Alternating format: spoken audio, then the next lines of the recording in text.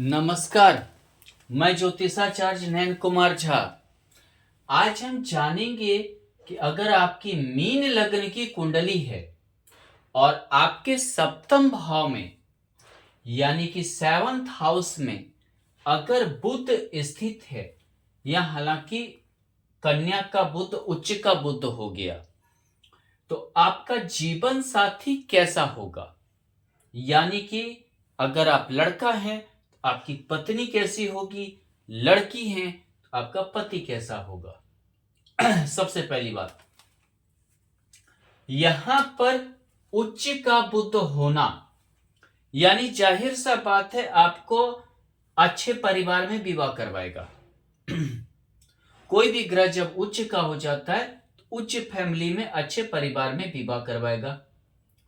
बुध के कारण समझदार पत्नी मिलेंगी, होशियार मिलेंगी, और समझिए जिसको बोलते हैं कि मतलब कि वाणी, बुद्ध यानी वाणी से समझिए कि अच्छा होंगी, अच्छा बोलने वाली होंगी, समझदारी से बोलने वाली होंगी। यहां पर देखें तो चतुर्थेश होकर बुद्ध अपने से चतुर्थ है। विवाह के बाद धन संपत्ति के भी योग बनेंगे। अपने से चतुर्थ यानी विवाह के बाद क्या होगा, घर द्वार इत्यादि के भी योग बनेंगे, संपत्ति के योग बनेंगे। बुद्ध की क्वालिटी होती है कि वाणी में अच्छा होना, पढ़ाई में अच्छा होना, शिक्षा को लेकर यह समझिए मानसिक तौर पे एक अच्छा स्तर होना। दूसरी बात क्या है कि बुद्ध होता है कि जैसे एक अच्छा लेखक, कलाकार, या जिसको बोलते हैं आर्टिस्ट इत्यादि का कुछ ना कुछ गुण होता है। युवा ग्रह होता है यानी सोच अच्छी होती है, आधुनिक सोच के, आधुनिक विचारधारा के होते हैं, रूढ़िवादी नहीं होते हैं। नए नए क्रिएटिव विचार इन्हें आते हैं, जो आपके जीवन साथी को भी आएगा। अगर मान लीजिए कि यहां सूर्य के साथ बुध है, बुद्धादित्य योग के कारण बहुत ज्यादा समझदारी रहेगा, लेकिन षष्ठेश होकर सूर्य है। यहां देखें तो षष्ठ भाव का स्वामी कहां है, आपके सप्तम भाव में। तो षष्ठ भाव लड़ाई झगड़ा इत्यादि के भी योग को प्रबल करता है। यानी कि थोड़ा सा जीवन साथी से मनमुटाव होगा। मनमुटाव कैसा, सूर्य जो होता है ये शासन करने की प्रवृत्ति को लाता है। रोक टोक वाले जीवन साथी मिलते हैं। कहाँ गए थे, क्यों गए थे, इतना देर कहाँ हुआ, इतना कहाँ पैसा खर्च हुआ, जिसके कारण से जो है इन कारण से थोड़ा विवाद भी पैदा होगा। लेकिन जीवन साथी में समझदारी रहेगी। कन्या स्त्री राशि है, स्त्री राशि में सूर्य ज्यादा लड़ाई झगड़ा नहीं, बस एक विवाद को करवाएगा, विवाद को लाएगा। इसी प्रकार से देखें, अगर बुध के साथ यहां पर अगर चंद्रमा हो गया, तो चंद्रमा और बुध क्या करता है, डीप सोच की ओर ले जाता है। किसी भी चीज के बारे में कुछ ज्यादा ही गहरा सोच लेना। छोटी छोटी बातें हुआ, छोटी छोटी घटना हुआ, लेकिन आपके जीवन साथी बहुत ही उसे गहराई से सोचने लगेंगे, बिना मतलब का। यहां देखे तो पंचमेश होकर चंद्रमा है, हो सकता है आपका प्रेम विवाह हो, आपका लव मैरिज हो, यह जाना पहचाना घर में विवाह होने के योग बने। हालांकि यहां पर देखें तो चतुर्थेश पंचमेश का यहां युति है, यानी कि संपत्ति का भी भोग देगा। आप अपने कमाए हुए संपत्ति का भोग भी करेंगे, और हालांकि जीवन साथी खुश तो रहेंगे, लेकिन बिना मतलब का जरूर सोचेंगे। छोटे छोटे बातों पे डीप सोच हो जाएगा, वो यहाँ क्यों आया था, क्यों ये हुआ था, ये सब इसे थोड़ा झेलना पड़ेगा। अगर मान लेते हैं कि यहाँ चंद्रमा के बजाय मंगल हो जाए, मंगल और बुध, यानी कि मंगल बुध जब भी युति रहता है तो ऐसे में आपको खराब लगे या अच्छा लगे, मुख पर बोलने वाली जीवन साथी होती हैं, लेकिन यह मांगलिक कुंडली भी बनाता है। थोड़ा सा जो है कटु वाणी कर देगा। द्वितीय भाव वाणी का भाव मार्किस होकर मार्किस में मंगल, मांगलिक कुंडली कटु वाणी कर देगा। यानी कि इतना ज्यादा कटु वाणी होगा कि मान लीजिए कि जैसे लगेगा कि कलेजे में लग जाए, ऐसा मतलब की वाणी होगा। कभी कभी वाणी में बहुत ज्यादा गुस्सा, बहुत ज्यादा चिड़चिड़ापन, बहुत ज्यादा क्रोध भी रहेगा। हालांकि भाग्य से होकर मंगल है तो विवाह के बाद भाग्योदय भी होगा, विवाह के बाद भाग्योदय होगा। लेकिन लड़ाई झगड़ा, मंगल थोड़ा उग्र ग्रह है, युवा ग्रह है, सेनापति होता है ग्रह का, सबसे ज्यादा जो है अग्निकारक ग्रह है। लड़ाई झगड़ा इत्यादि से जूझना पड़ेगा, काफी ज्यादा, बहुत बार काफी ज्यादा बतंगड़ वाली स्थिति होगी, क्योंकि यहाँ द्वितीय वाणी का भाव है। काफी ज्यादा, खासकर परिवार को लेकर, द्वितीय भाव परिवार भी है, खासकर परिवार को लेकर काफी ज्यादा लड़ाई झगड़ा, फलाना हम आपके परिवार को नहीं देखना चाहते, इस टाइप के झेलना पड़ेगा।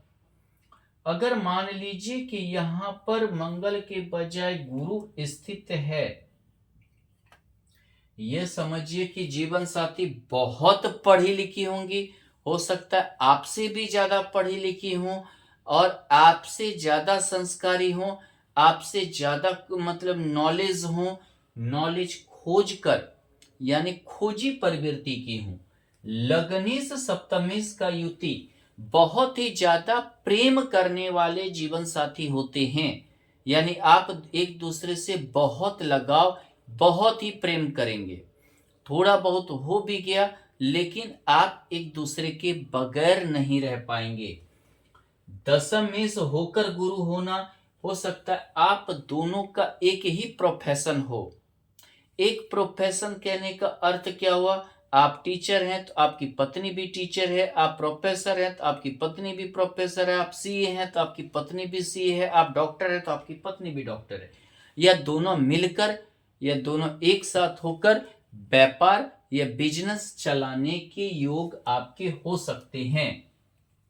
यहां अगर मान लीजिए कि गुरु की जगह यहां शुक्र हो गया, शुक्र यहां नीच का होता है, कन्या राशि में शुक्र नीच का होता है, बुध उच्च का हो गया, बहुत इसे नीच भंग राजयोग कहते हैं। दोनों हालांकि मित्र ग्रह है, लेकिन यहां होता क्या है, जो ग्रह उच्च होता है उसका पावर ज्यादातर अपने मित्र को उठाने में ही लग जाता है, दूसरा जो नीच ग्रह है उसको ही पावर देने में लग जाता है, उन्हें ही उठाने में लग जाता है।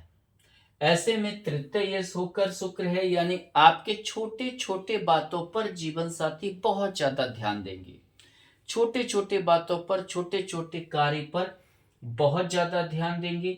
कभी कभी आपको इरिटेट महसूस भी होगा, खिन्नता होगा, यानी कि आपका छोटे मतलब अच्छा ऑफिस में ये हो गया वो हो गया है, कुछ नहीं लेकिन ध्यान बहुत ज्यादा देंगे।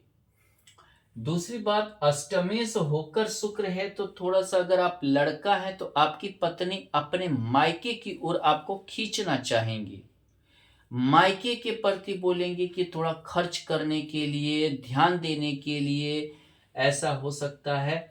और मान लीजिए या नहीं तो बहुत कुछ ऐसा चीज है जो आपसे छिपाएंगे। अगर मान लीजिए शुक्र की जगह यहां शनि है तो दोनों हो गया नापुंसक ग्रह, बुध शनि दोनों को नापुंसक ग्रह माना जाता है। द्वादश होकर शनि और एकादश होकर शनि, यानी क्या हो गया, शनि और बुध के कारण हो सकता है आपका मैरिज हो इसमें या ना हो, इसमें भी बड़ा संशय हो जाएगा। कभी कभी द्वादश होकर है, कोई ऐसे स्त्री के प्रेम में आप पड़ जाएंगे या संबंध में पड़ जाएंगे जो शादीशुदा हो, उम्र में आपसे ज्यादा हो, डिवोर्स हो, विडो हो, माने कि कोई बड़ी स्त्री हो, और जिसके कारण वैवाहिक जीवन आपका गड़बड़ हो सकता है, दिक्कत में आ सकता है। और ये दिक्कत आपको काफी हद तक बहुत दिन तक झेला सकता है, झेल सकते हैं आप। एकादश होकर है, आपकी महत्वाकांक्षा इच्छा किसी बड़ी स्त्री के पीछे लग जाए, माने अनमेल टाइप का में पड़ जाए, और इस कारण से वैवाहिक जीवन दिक्कत में पड़ जाएगा आपका। अगर बुध की जगह, शनि के जगह यहां अगर राहु हो गया, यानी मीन लग्न की कुंडली हो, सप्तम भाव में राहु और बुध स्थित हो, तो आपके जीवन साथी बाचाल होंगे। बहुत ज्यादा बोलना, जरूरत से ज्यादा बोलना, जहां नहीं भी बोलना चाहिए वहां भी पटर पटर करना, वहां भी जो है ज्यादा बोलना।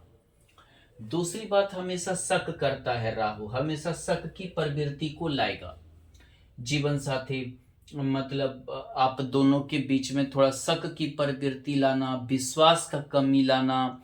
दूसरी बात क्या है कि कुछ ऐसा बोल देना, अशब्द बोल देना, आरोप लगा देना, प्रत्यारोप लगा देना, जिसके कारण वैवाहिक जीवन में दिक्कतें आएगी, जिसके कारण वैवाहिक जीवन टूटने का डर रहेगा। और हो सकता है कि मतलब कि आप एक दूसरे को वैल्यू ना दें और उस कारण से वैवाहिक जीवन दिक्कत में पड़ जाए।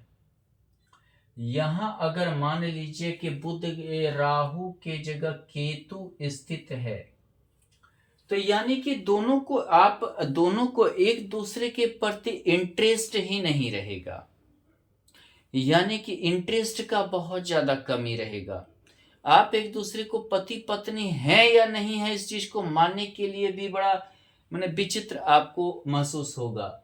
आप हमेशा बोलेंगे हम दोनों एक दूसरे को कुछ समझ ही नहीं पाए, कौन कैसा है, किस व्यवहार का है, किस टाइप का है, ये सब लेके झमेला के कारण वैवाहिक जीवन दिक्कत में रहेगा। वैवाहिक जीवन में तनाव पैदा होगा, या हो सकता है आप कुछ यहाँ दृष्टि है केतु का, हालांकि बुध की नीच दृष्टि है, तो आप कुछ धार्मिक कुछ ज्यादा हो जाए जिसके कारण दिक्कत हो जाए। कुछ ना कुछ ऐसा आपके जीवन में होगा, माने कि विवाह के बाद ऐसी कुछ घटनाएं होंगी जिसके कारण जो है एक दूसरे के प्रति टाइम नहीं दे पाना, एक दूसरे के प्रति समझिए कि झुकाव नहीं हो पाना, और पति पत्नी ना समझ पाना, जिसके कारण दिक्कत होगी। धन्यवाद।